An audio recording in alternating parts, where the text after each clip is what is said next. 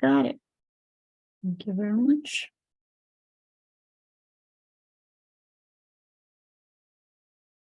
Excellent. Yes.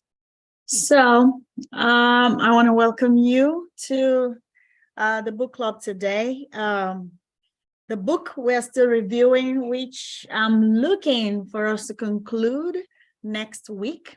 And then we'll go into another book, which I'm going to announce in the book club WhatsApp group for us. And if any one of us have any suggestion, please let me know.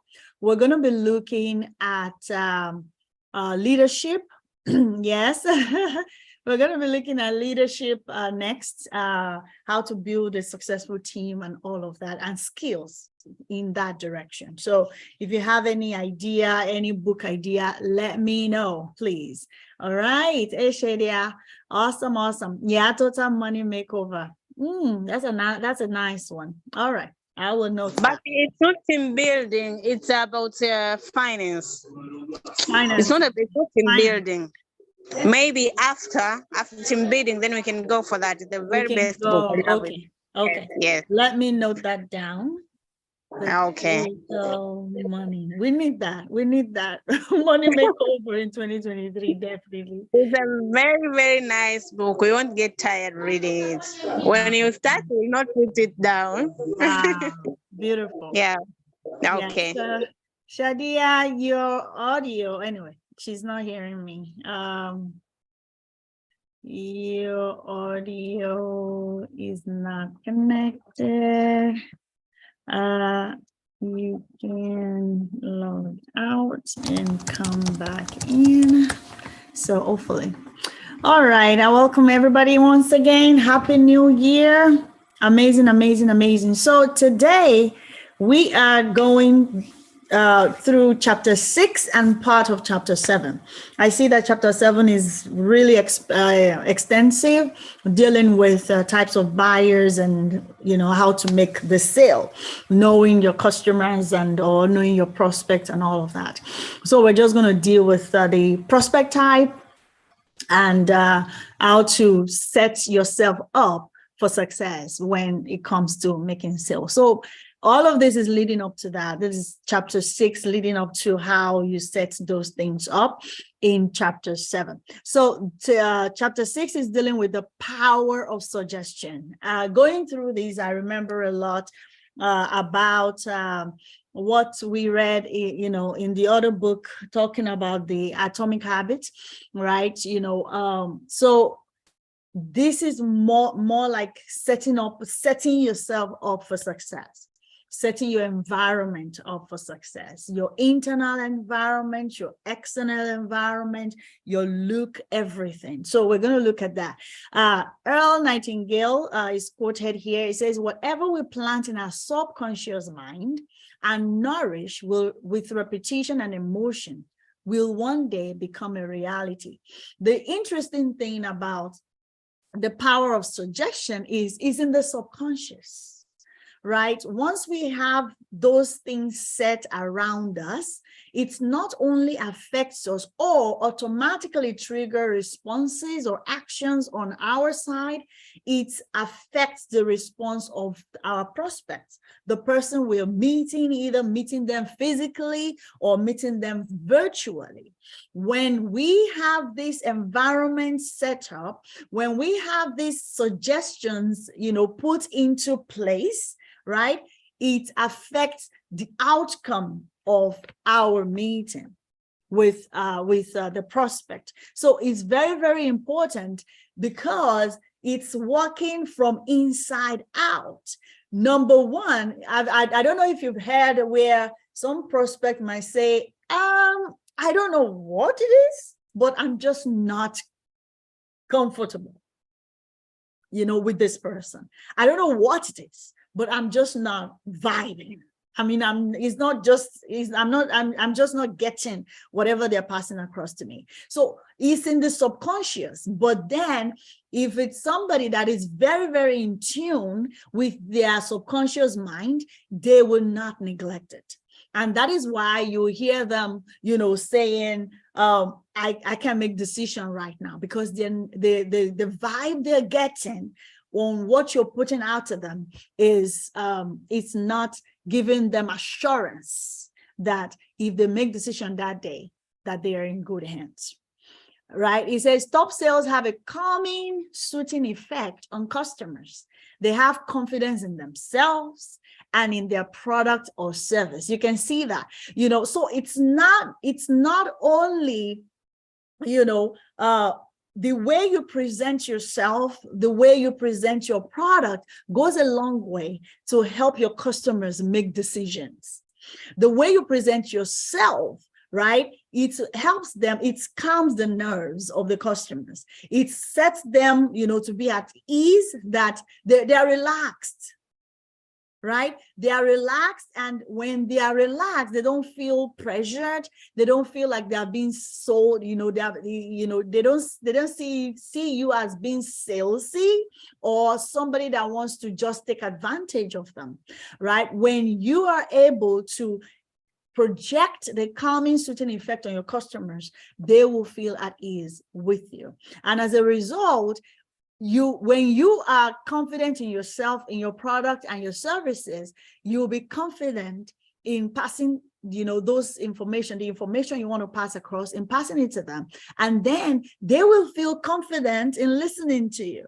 And then when they have those subconscious vibe, they are able to confidently make decisions. Our environment, the external environment, each person is strongly influenced by his physical environment. Your environment has a tremendous impact on how you think, feel, and behave.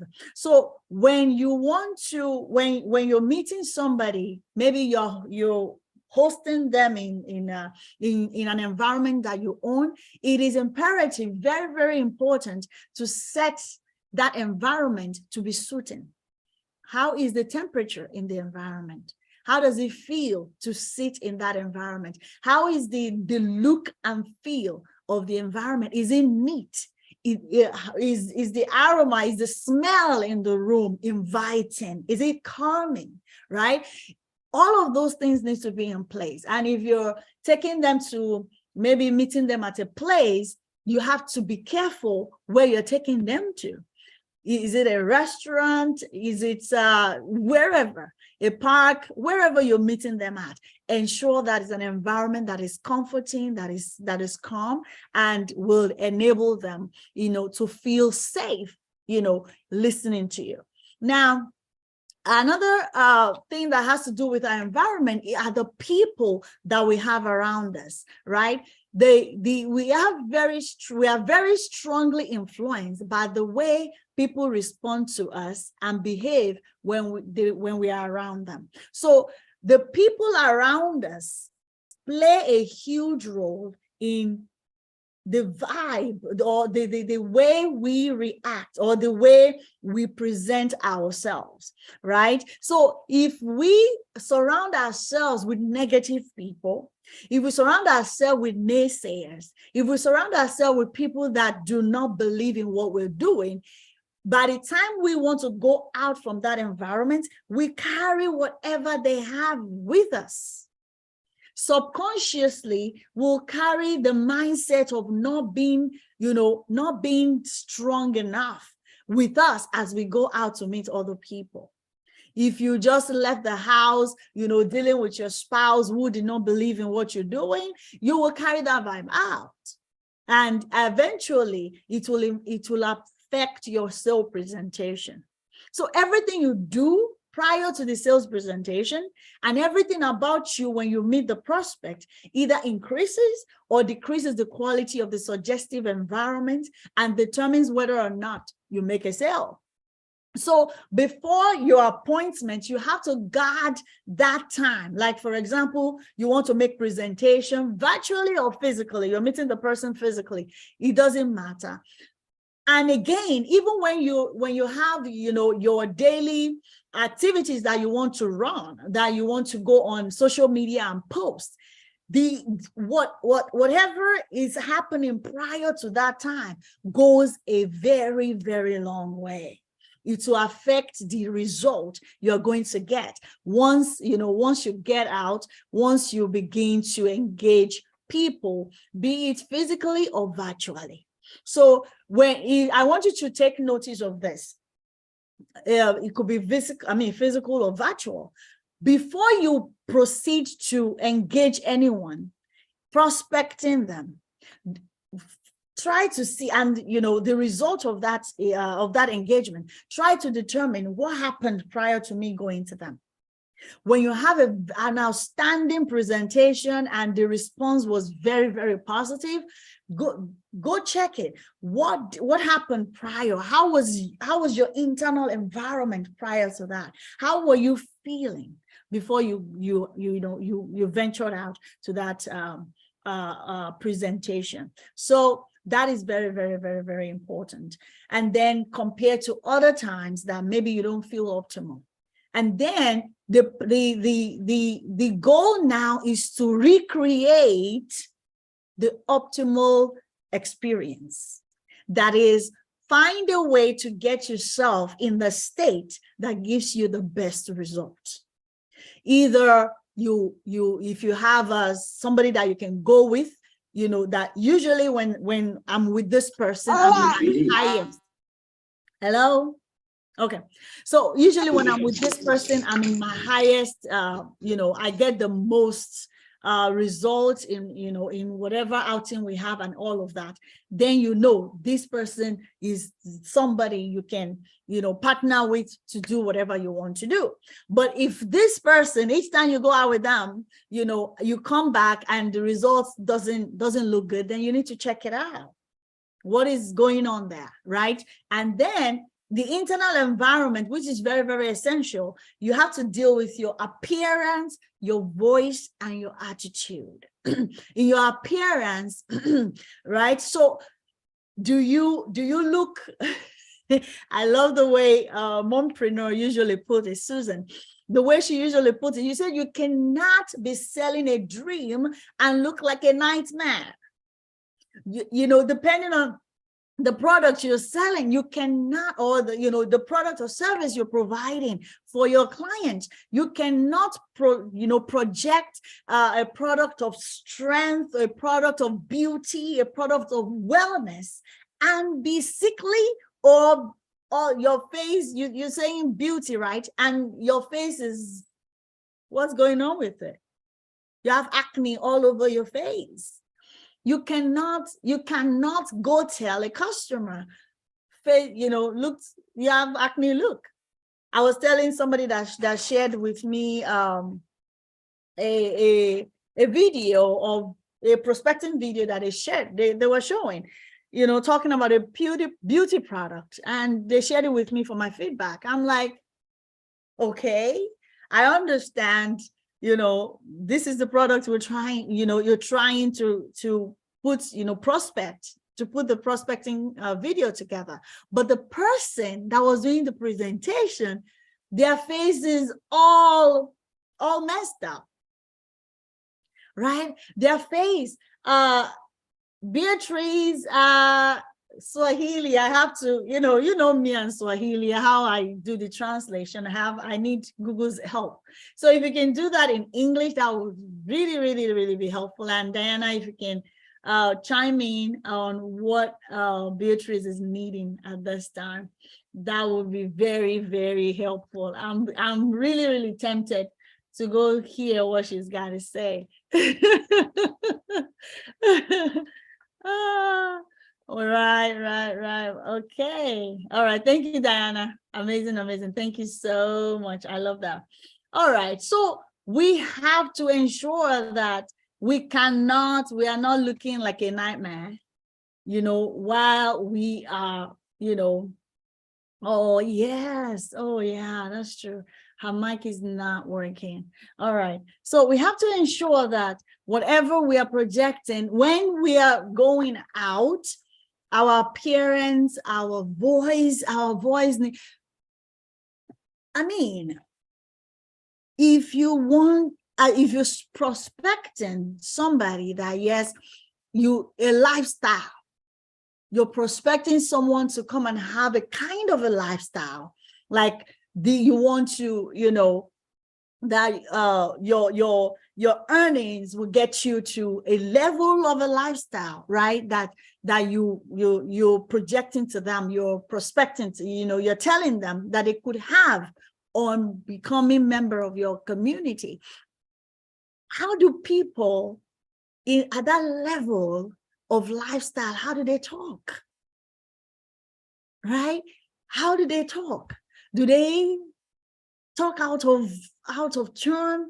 Is their voice so harsh? Do they talk too loud? You can see me, I'm changing the way I'm talking a little bit. We have to learn how the rich talk, right? Because that is where we are on that path. And for us to get people along, you have to be able to show them what it is.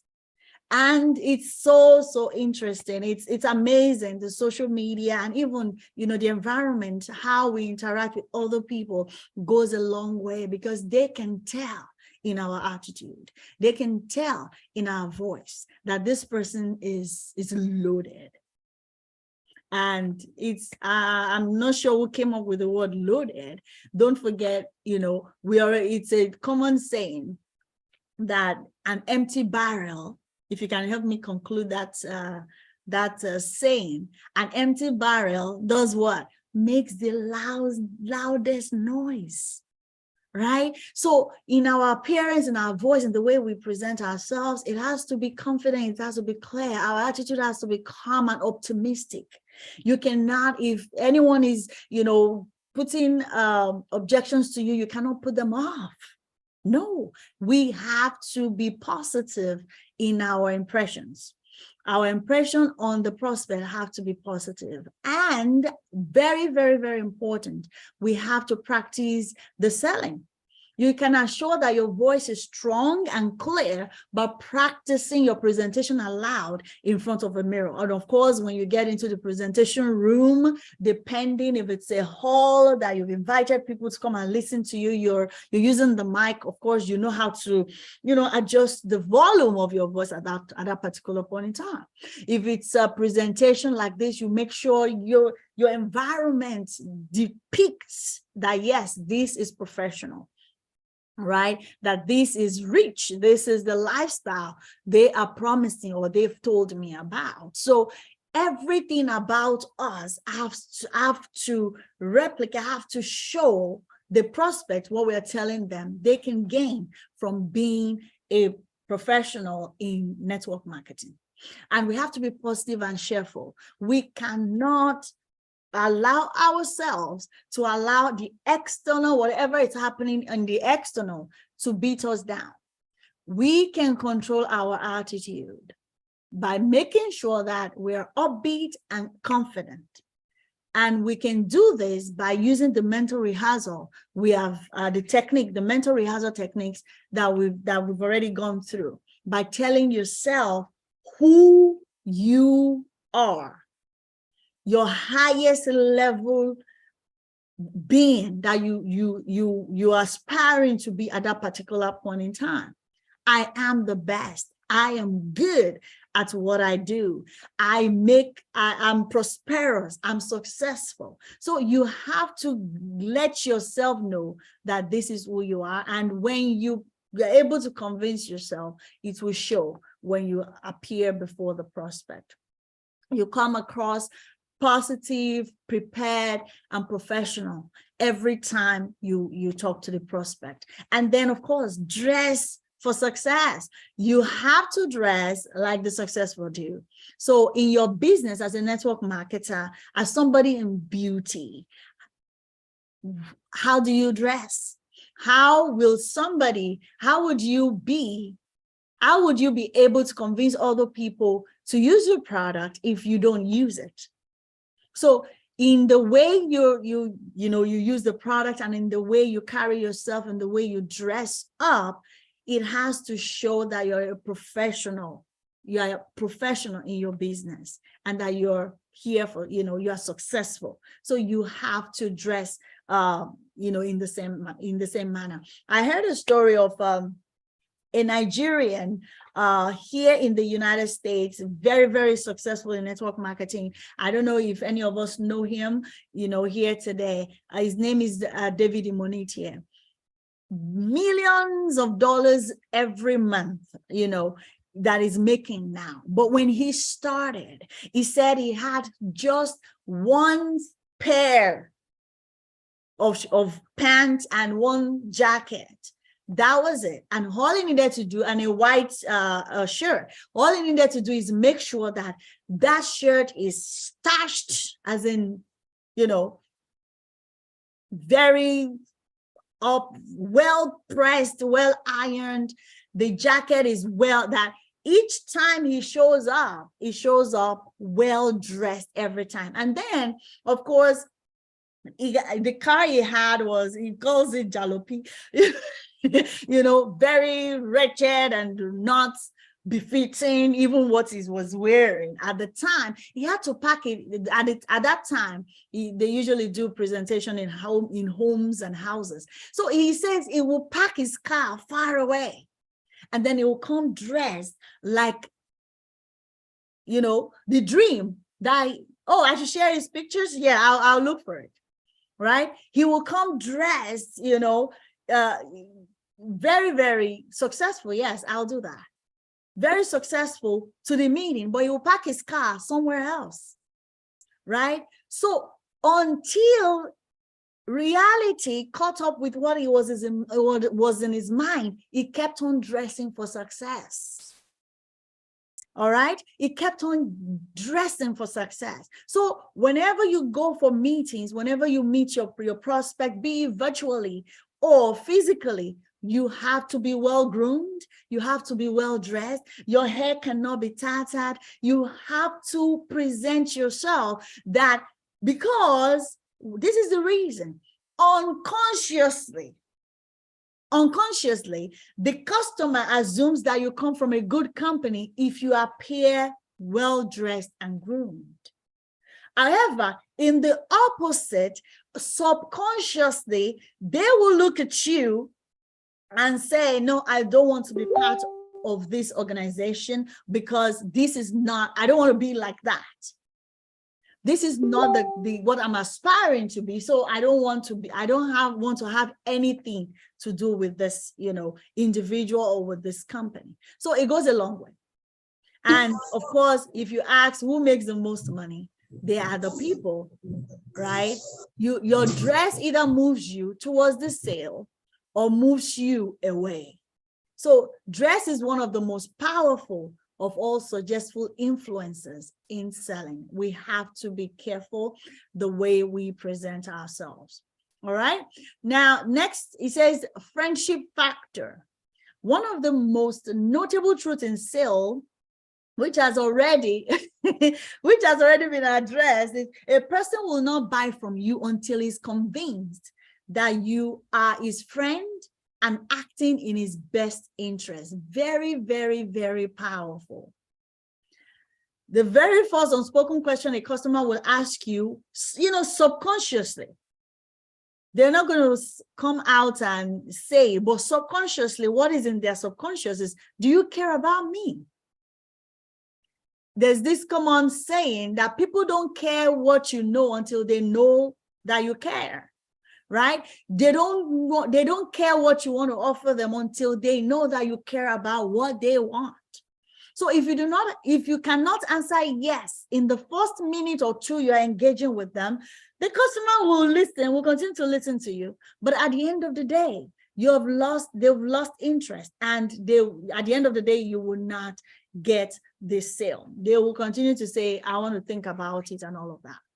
So we like to deal with people toward whom we feel friendly. So we have to develop that. We have to set that state. Our hair, like I said, it has to be on flick.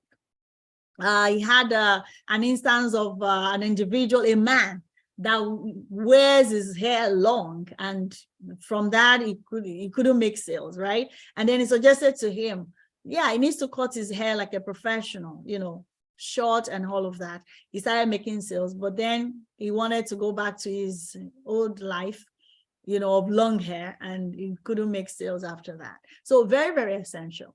Now, presenting your product and service should always be clean, neat, and presented in its best possible light, you know, because first impression, anyone that is getting the impression of the company for the first time through you, they would look at you and see the company in you. And that's the impression they're going to have about the company. So we have to, and that's why I'm very, very, very particular about putting out, you know, materials that is at par with the level of the company, and not just putting out just anything, but rather something that is at the level, at the taste, at the standard where the company is, right? So we have to be very, very, you know, careful that whatever presentation we're making, the product presentation, for example, the Untamed, some of us, a lot of us are, you know, in that with the Untamed as a beauty company, the packaging is top notch, very, very amazing. And I don't know if any of us remember when I shared, I went to a beauty store here in Jacksonville, and I showed that, you know, just me, this was just the samples. I took the samples of the fragrance and the lipstick, and just him touching the packaging is like, wow. You know where this is supposed to be? It's supposed to be in the mall, you know, with other premium company, premium products. Because he said that to me, right? So packaging is amazing, you know, and it's, people know quality. People know premiums. So when we are making our presentation, we cannot dumb it down. We cannot mess it up. We have to make the presentation well organized, practice, and complete with all details. We have to, you know, bring our presentation to the level of the standard of the company. All right. So you know, we have to practice our presentation when you're doing presentation to your prospect. Do not assume that I'm meeting this person physically, so I don't need the presentation to go through for them, with them. It will help if you have been able to, you know, put in your memory, memorize the whole thing. But don't forget, individuals learn or absorb these materials differently. There are people that are visual, you know, in their learning process. So it might be good to present a visual presentation that they can see, that they can feel, that they can read with you as you're even presenting to them, right? So very, very essential. And of course, when you're meeting somebody physically, take your products with you. Take your products with you. Very, very, very, that's very, very important. Take your product with you. All right, we've talked about the environment and, you know, your offices. If you have a store where people meet with you, you know, where prospect can meet with you, or where your customers come and you can prospect to them, if that office or that store is not at the level of the company you're presenting right now, upgrade. Upgrade your store, upgrade your office to the level of the company that you are representing right now. Because anyone that steps in there and talk to them about the company, you are representing that company, and they're seeing your store as the company. So we need to upgrade, as in, you know, that's just it, right? And then definitely I would say, you know, this is just a common practice that we need to imbibe, and that is, you know, clean desk policy. Clean desk policy. Let's make it, your home office desk, your office desk, keep it clean. clear clutters out of the way. It has a way, my husband usually puts it this way, that whenever he sees clean desk or clean environment, it just gives him, waking up to such environment, it just gives him, some form of assurance that, yes, I've conquered the day, the day is conquered already. So it gives you a boost, as you go for the, throughout your day.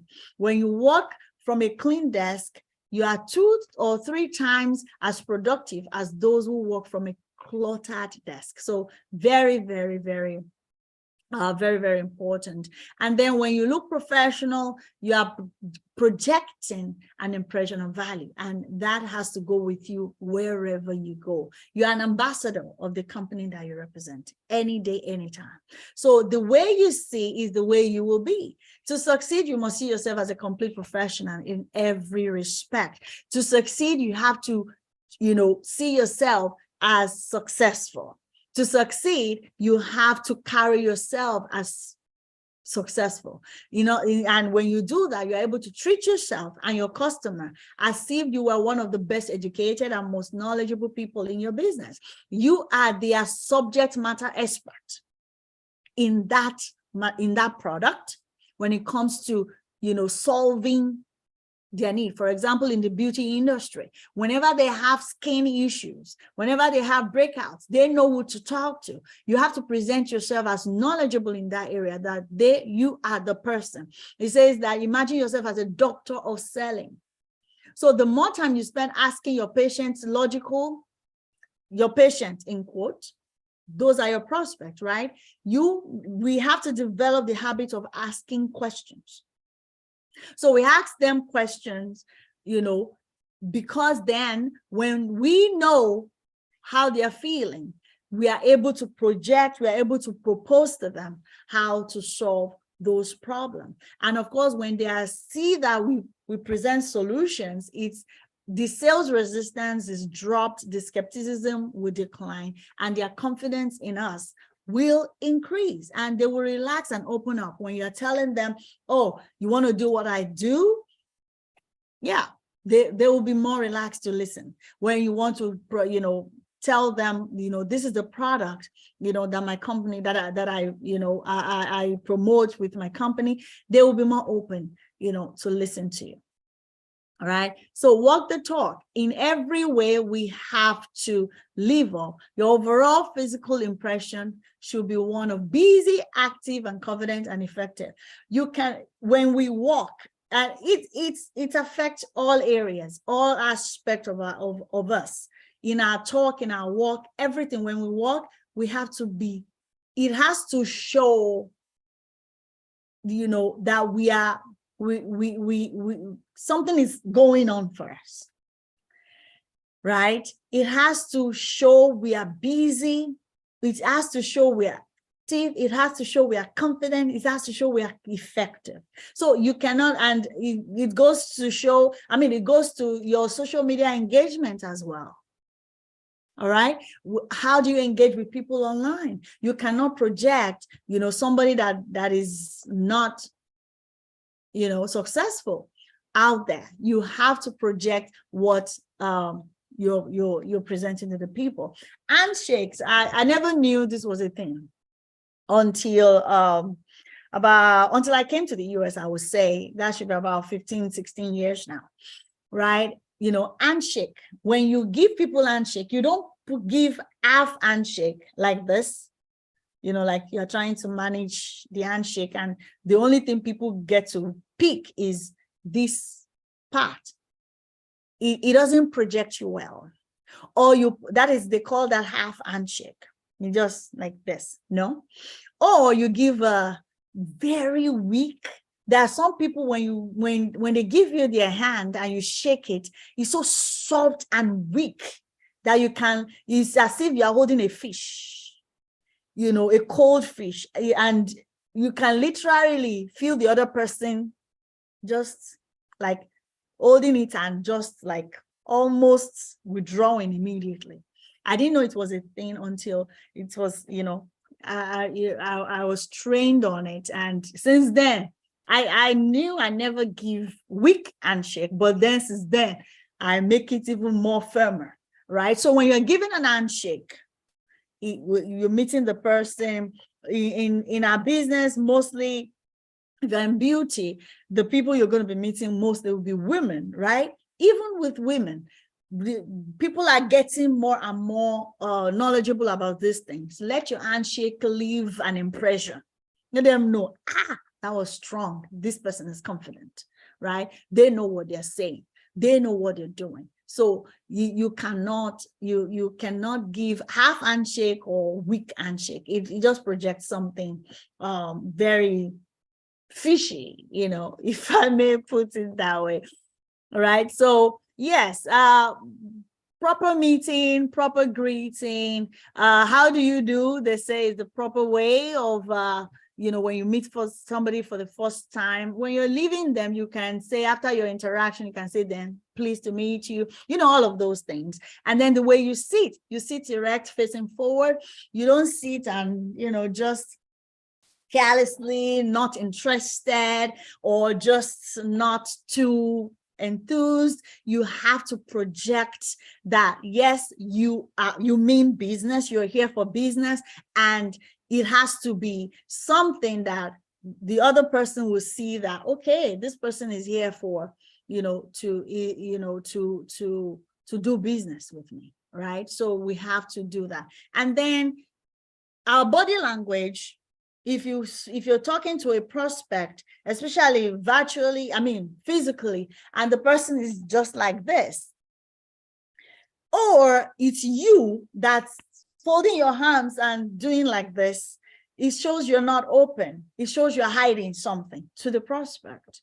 And from the prospect side, it shows they're not open, and they're like defensive, or not wanting to receive what you're giving them.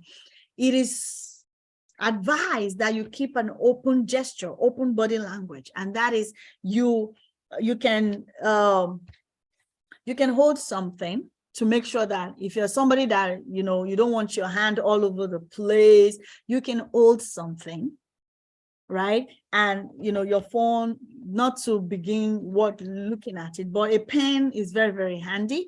You can hold something. You can have your presentation, document going on, and you just, gently position your hand and things like that, but not folding your hand. Even folding of legs too shows the person is not open. So we have to allow the person that we're talking to mirror our openness. So that means you have to open your hand, give a positive body language. You cannot fold your leg either. And then when you see a prospect doing that to you, they fold their hands, they're just, they're not looking interested and things like that. Engage them. It says to give them a pen. To give them a brochure to look at. Like, okay, if you see somebody that is folding their hands, offer them something to hold, right? Offer them something to hold while you're talking, and that would open them up. And then, of course, you to mirror openness as well. Of course, the environment, minimize noise, don't allow interruptions. If you feel that if you're meeting this prospect maybe at home, I'll ensure that you get them in an environment, you let them know that it has to be in an environment that is void of interruption. And if that location cannot afford you that, then it's good to let them know, can we move this meeting somewhere else, so that they know you're there for business, right? So yes, avoid barriers to communication, things that would block you when you are making presentation and the other person is on the other side. You have to turn things around and show them, like that. Instead of having to do this and then you're like this and turning, why not have them sit to your left? Their suggestion here, have them sit on your left, so that when you're turning, they will see everything you're presenting to them. You are reading the same thing at the same time, and you are able to, get a feel of how they're doing things, right? And then, of course, in the home, don't sit in the, in the sitting area. Sit on the dining table. That is where important decisions are made, right? So when you sit at the table, make sure you can maintain eye contact with people. If there are multiple people, ensure you make eye contact. And then I love this, when you say, when you ask them to go to a table, the dining table, it says wait for them to show you where to sit. It says each person has a favorite chair at the table where they sit each day. You must be sure that you do not sit yourself in that chair. And if this makes sense a lot to me, given that if you go sit where their favorite seat is, or where on their favorite chair, automatically they tune off even before sitting down, because then they feel like you're in their space, you're on their seat, you're taking my space. No, right? So we have to, imbibe that. Always be polite, no matter what the question they have. Be ready to answer their question, their objections. You are equipped with, rebuttal to objections to be able to tell them, what the rebuttal to any objection they might have, basically, right? And then whenever you do anything to raise the self-esteem of another person, your self-esteem goes up to the same degree. So we have to treat other people well, as a matter of fact. So that is chapter 6. Does anybody have anything to add? Any comments, any questions before I quickly go through the 6 types of buyer personality? And that's where we're going to call it a day today. Any addition, any question? All right, while you might be typing, I'll quickly go through this. Making the sale, very, very important. We won't be able to finish this today. I'm going to continue next week. We're going to continue with it next week, but I want us to start today so that we can finish the whole book next week, and so that we can see if we can finish the whole book next week. We don't need to rush it, but I'm pushing for that. Making the sale. Any fact is not as important as our attitude towards it, for that determines our success or failure. So whatever it is out there, there are a lot of things, people talk about, things, the products. People are saying, they might be saying, oh, it's too expensive. People are not buying. The economy is this. All of those things might be fact. They are actually facts, but our attitude towards it will determine our success or failure. So how do you accept such things, right? So for everybody, anyone you go to make sales to, its default reaction, they would automatically want to reject what you're saying. They will automatically want to say no. And in this, when we go to the types of buyer personality, I want you to identify yourself. I saw myself, in those personalities. And the goal of going through that is that at the end of the day, you tailor your presentation to different types of personality.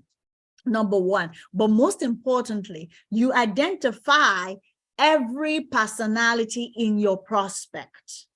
That you identify the personality of the buyer personality in your prospect, because then you will be able to know if you're going to spend more time on your presentation or just go straight to the point. We're going to look at that in more detail. The approach close, right? This one basically is to say, to give assurance to your prospect ahead of time that there's no pressure. Relax. I'm not here to sell you anything right now. You do not have any obligation to buy anything from me right now. That is not the purpose of this presentation. What I'm here to share with you is to give you information, to educate you on what I have. So if I can tell you, right, if I can tell you what this business opportunity has to offer, if I can tell you the benefit, yes, if I can tell you the benefits of this product, would you be willing to let me know if it makes sense to you? Right? So that is ahead of time. You are having them commit to an action. And then you set their expectation. Okay, she's just going to tell me, show me, this information. So I'm keeping an open mind.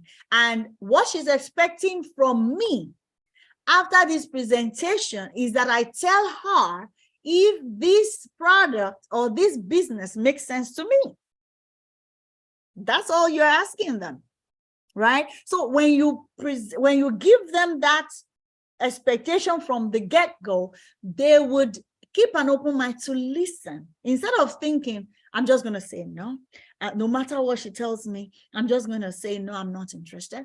I'm just going to say, instead of dwelling on, don't be convinced among me. No matter how sweet her mouth is, you're just going to say no. That will get them from that mindset to be open-minded, to listen to what you're saying. And then, of course, at the end of the day, all what you're asking them is, how does it make sense to you? Right? So once you have that, and then they tell you they're going to think it over, the main thing is you get them to respond to what you said, to their commitment at the beginning. It says, I appreciate that, but you promise you would tell me one way or the other if this applied to your situation or not.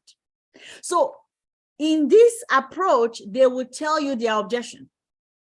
They will be able to, instead of I'm going to think about it or I'm going to think it over, they will tell you if it applies to them. And this gives you opportunity to qualify them, to see, okay, do I need to continue talking to this person or not, right? So you can, once you've been able to hear, they can give you their objection, why they cannot decide on it at that particular point in time, what more information they need. And of course, you then know what you're dealing with, right? Instead of just saying, once they say, I'll think it over, Pam, should I get back to you tomorrow? From experience now, how that goes usually.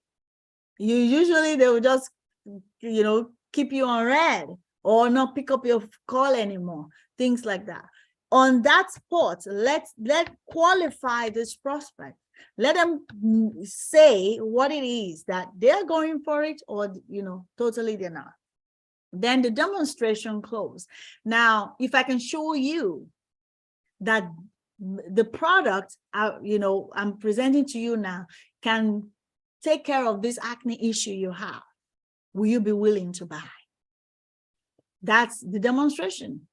If I can show you, our community result, other people's result from what our products have been able to do for them, will you be open to buy, right? If I can show you, demonstrate on your face how this, cosmetic can give you an instant makeover, what, would you be willing to know more about it?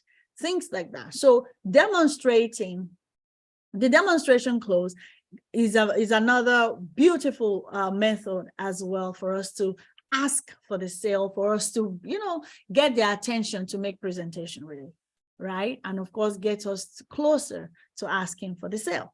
Now, the buyer personality types, the apathetic buyer, this one, there are two on opposites end of the spectrum here, the apathetic buyer and the self-actualizing buyer. These two are on the opposite spectrum of the opposite sides of this spectrum, of the buyer spectrum right here, or buyer personality spectrum. This apathetic buyer, there is nothing you want to say to them, they will not buy.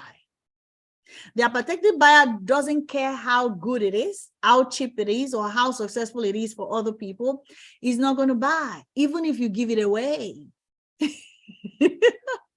Even if you give it away, they will not buy, right? So instead of tiring yourself hard with them, extricate yourself as politely as you can and leave. Just let them be. Go and talk to someone else who will be more likely to buy from you. Then the self-actualized buyer, this person knows exactly what he wants, exactly the features and benefits he's seeking, and exactly what price is willing to pay for it. One way, in a way, I would say 50% is self-actualizing buyer, in a way, right? 50% self-actualizing buyer. I know what I want. I go for it. My desire is that every of my prospects will be like me. If I have a prospect like me, hey, if I have prospects, all my prospects are like me, I don't have a problem because I know what I want. And if it's what I want, I will listen. And once I'm listening, forget it. It's already done deal, right? Then these are people that they know what they want. So in dealing with the self-actualizing buyers, always tell them exactly what they say they want. Don't go at doing some add-ons or going out of the specifics they've given to you. Give them what they want, or else they will begin looking at you like, this is what I want. What are you trying to sell for me? Sell to me. The analytical buyer, these are 25%. The other two are 5% each. This makes up 25%. These are people that they want accuracy. They want numbers. They want to know the numbers. These are accountants, engineers. These are ways to know the people you're talking to. What kind of profession are they in? The accountants, engineers, bankers, financiers, loan officers, and computer specialists. If you are talking to any of these people, you're dealing with numbers. Give them numbers, right? Show them, and don't, they are far more concerned about making the correct decision than they are about saving money or speeding up the transaction. So don't rush them. Don't rush them, and don't emphasize on, it's cheaper, or any of those features. Rather, show them these works. Show them the social proof that it works. That's all they need. Show them that they can make money in this business. That's all they need. And you have your buyers. Then relator buyer, right? This is a person that's so much invested in relationships. They want to know what other people would think about them, right? So when you begin to, they always ask to talk it over with someone and all of that. So with this person, the motivator is how well they get along with others. They don't want to offend any other person. Their relationship is very, very, very crucial to them. So they will be slow in making up their minds. They are generally hesitant and indecisive, right? So you dealing with this person, you must develop the ability to be patient, sensitive, and thoughtful when dealing with relationship-oriented buyers. So when you're able to know the personality of your buyer, it's easy to deal with them. You know who you are dealing with. A driver buyer does not like small talks. These are business people, sales managers, senior executives. They just want the facts, right? They are quick to tell you yes or no. And once you hear a yes, just stop and make the sale right there. Don't go driving. They only want you to answer the question, what's in it for me? Yes, executives, right? They don't need you to waste their time. When you deal with a buyer like this, you must speed up your presentation. Get to the bottom line quickly. Get them the numbers quickly and focus on the specific results or benefit that he will enjoy if he buys from you. All right. And then the socializer buyer, they are achievement oriented. These are people, when you want to bring them into the business, you show them all the people that are achieving ranks. You show them how possible, how to achieve ranks, how to get travels, how to do, all of those things. That is the kind of person they are.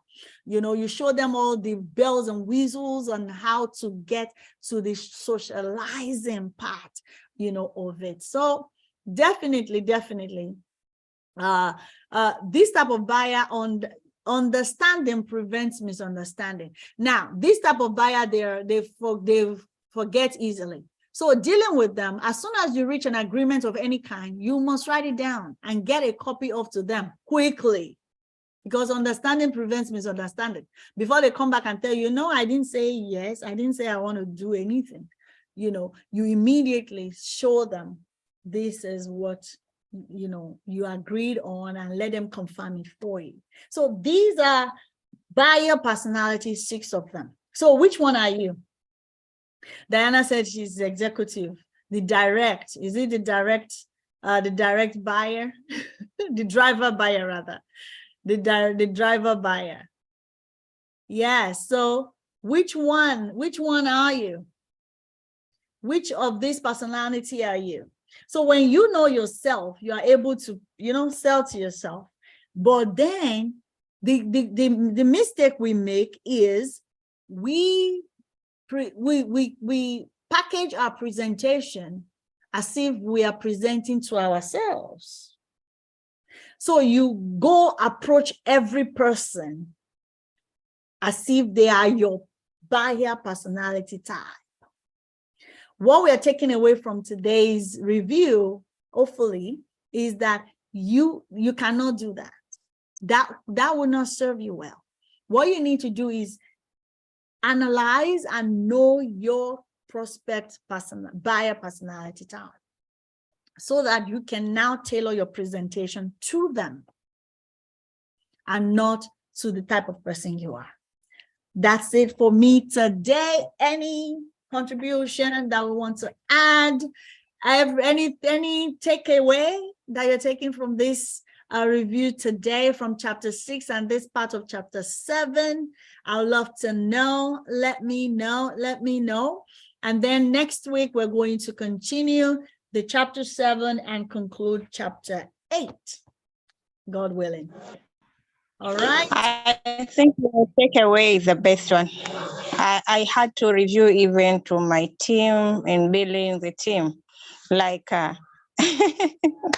like I said, executive, when you were reading, they said, wow, executive. I'm that type of kind of a person. Like, if I need something, you don't have to tell me so many things. Just give me the benefits. If I have the budget, I'll just buy. And if I don't have or I don't want to, say no. That's it. So that has, I think that has affected me a bit, but I've come to realize it when I was closing this 2022, starting 2023, because I was doing that even with the team. So I said, no, calm down, Diana Rose. Not all the people that you meet are executives. So what you need to do is go and sit down and see what's required even to the business and everything. That's why I had to introduce even these smaller parts, smaller titles, so I have to teach them again. So that at least people could be making their baby steps. I'm that person who have just jumped. So I thought that it can be, I think maybe the way I was teaching before, it was like, I thought just people are like that, but I was wrong. So I have to be that same way that you have explained here with our customers. Right. We have to be very careful that we might be losing potential people. It's just that the way we present the product that we have, we assume that they're us. We don't want to be open through them with open-ended questions and a lot of things behind that we have learned. That's it. Thank you. Right. That is so true.